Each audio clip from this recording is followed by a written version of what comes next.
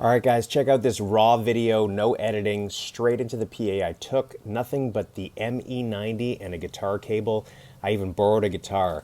So went to a jam night, played electric with the band, and this is what it sounds like. Let me know your thoughts in the comments down below. I'll take you through it as I change through the different sound settings. I'm in manual mode. Let's check it out.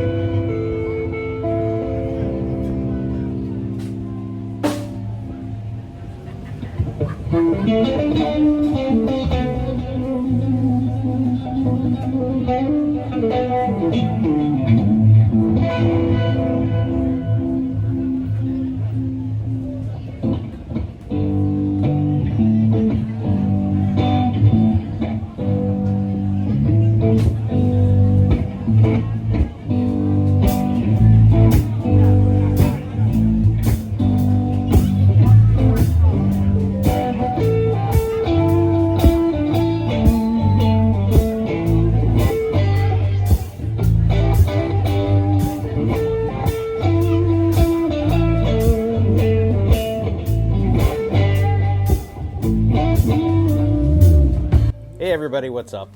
Lauren Cooper here, just checking in. Wanted to give you a little bit of the play-by-play. So yeah, in the intro there when I was fiddling around, I was just using the twin amp emulation going through the Senta OD, kind of with a light boost and delay. And then when I reached down, I kicked on the Univibe, kind of left that on for the first little bit through the intro of the tune. And then here, I believe I kicked it off. We'll kind of hear as we go. But yeah, I'm playing the jam host who's on the drums right now. He let me use his Strat. So it's a Mexican Strat, similar to the one that I have, though mine has a rosewood fretboard. However, these strings are kind of rusty, and the action's pretty low on the low E the high E and B strings. So it kind of cuts out every now and then, but anyway, that's a jam, man. You pick up a guitar that you're not familiar with, and that's kind of what happens. But yeah, so I'm playing through this tune. It's pretty cool. The guys obviously have never heard it before. This tune called Breakdown by Mr. Petty. But yeah, jamming through. I'll let you know kind of my thoughts as we go through the video.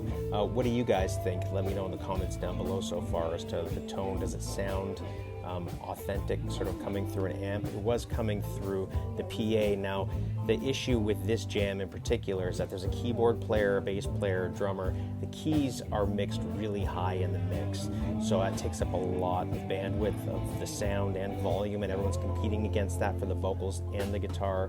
The bass has its own amp, and the drums are just the drums. I don't think they're mic'd at all. So yeah, keep that in mind as you listen, but I think it's got a decent emulation.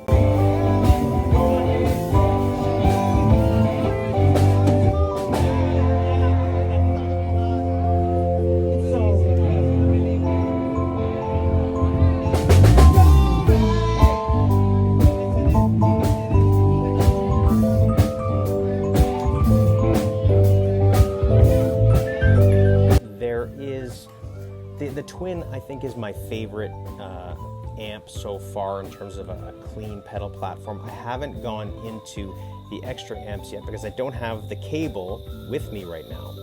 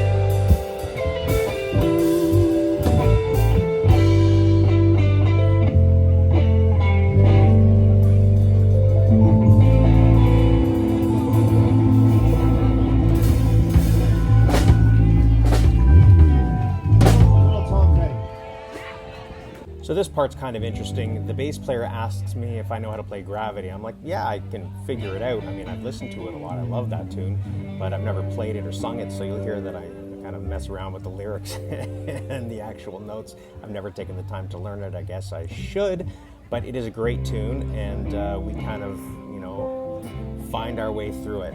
But check out the tones that I get for this particular song, and then we'll talk about it a little bit.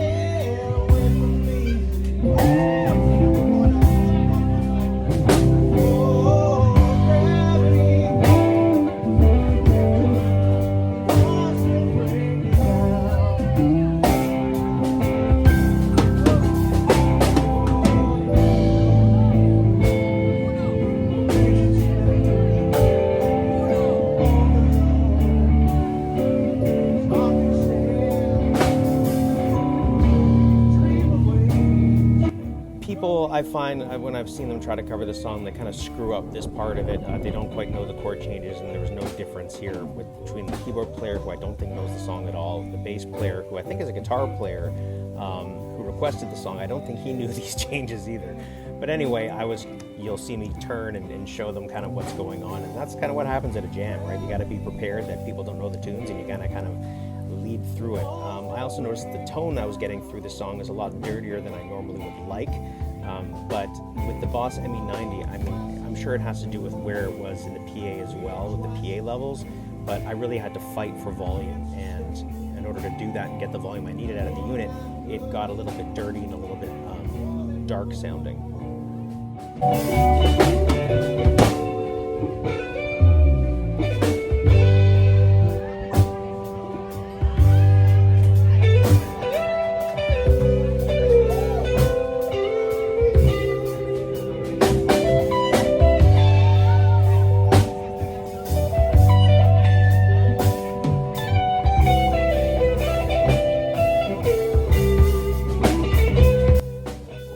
Quick thing for those of you that know the tune, the solo section is just G, C, G, C, that's it. It doesn't go through the turnaround, but these guys insisted on keep doing the turnaround, which screws things up, and it changes the key, basically, and the feel of the actual solo itself, so you gotta play the changes, which is not how John Mayer does it. So I don't know why these guys kept insisting on doing it. I told them afterwards, I kind of tried to show them, as you see, like, just keep doing the G, C, G, C, but they didn't know what the hell I was talking about. I guess there was a language barrier. Even though we weren't speaking English versus Spanish, it just didn't quite work out, but that's okay. We figured our way through it.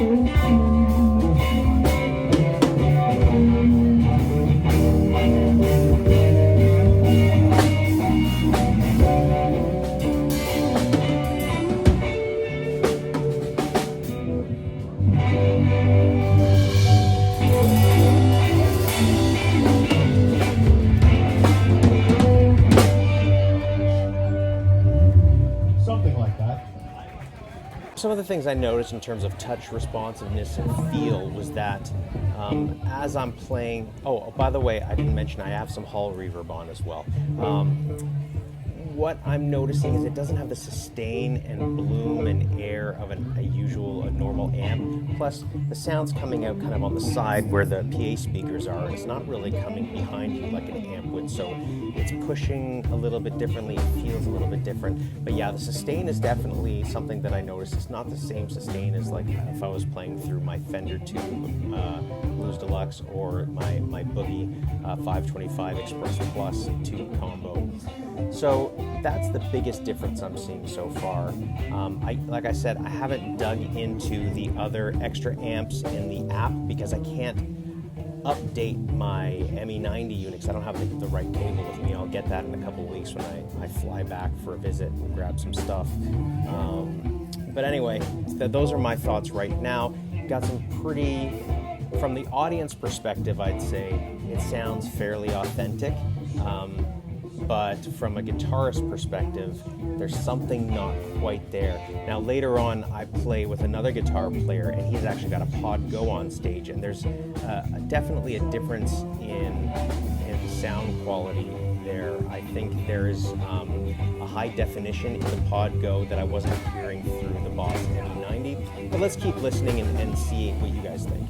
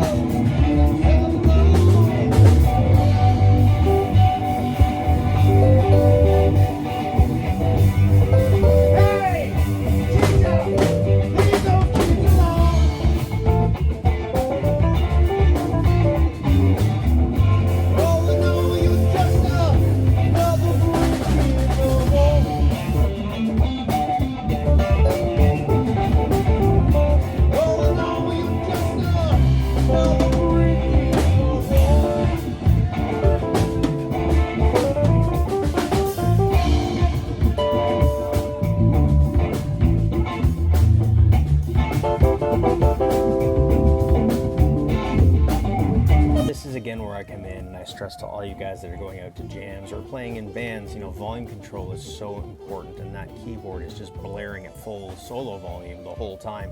You got to control your own levels, man. This isn't like a huge amphitheater where you've got a sound guy doing the mix for you. So you got to know where your rhythm level's at and where your lead level's at and be able to remember to pull it up and down accordingly. The whole time I'm fighting the keyboard player, and as you can hear, he's just sort of throwing in these jabs.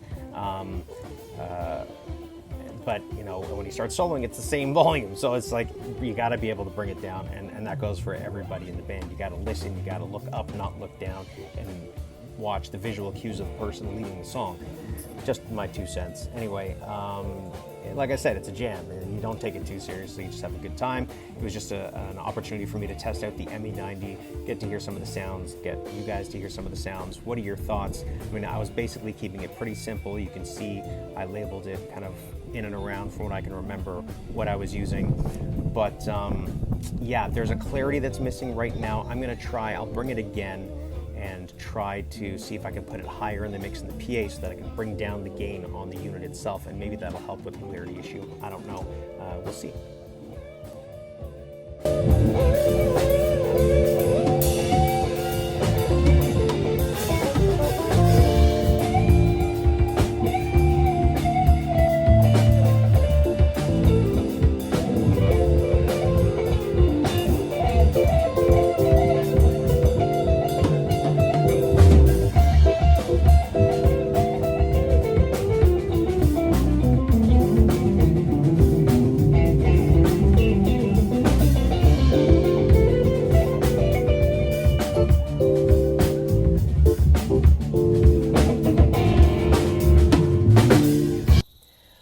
Well, this is where the battery dies in the camera, and it's just as well. Anyway, it was a fun jam. You got out there, good crowd response, busy night. I'll bring it out again. Like I said, I'll see if I can put it a little bit higher in the mix so I don't have to push the unit quite as hard to get a little bit better clarity. And you know, that's it. I'd love to hear what your thoughts are in terms of, you know, what the tones were like. It was fairly one-dimensional in the sense that, you know, you're in the middle of a jam. I'm not going to start messing with presets and all that. I was just in manual mode, and got a basic sound and tried to do what I could with that to make it sound as authentic as possible, as if you were playing through an amp and maybe a pedal or two. Leave your thoughts and comments down below. Always interesting to hear what you guys have to say. Remember to like, share, and subscribe. If you like these hats and t-shirts and things and want to support me in the channel, check out the link down below to my Etsy shop. If not, that's cool too, whatever. Just appreciate you guys watching. Thanks so much, and I'll see you guys on the next video.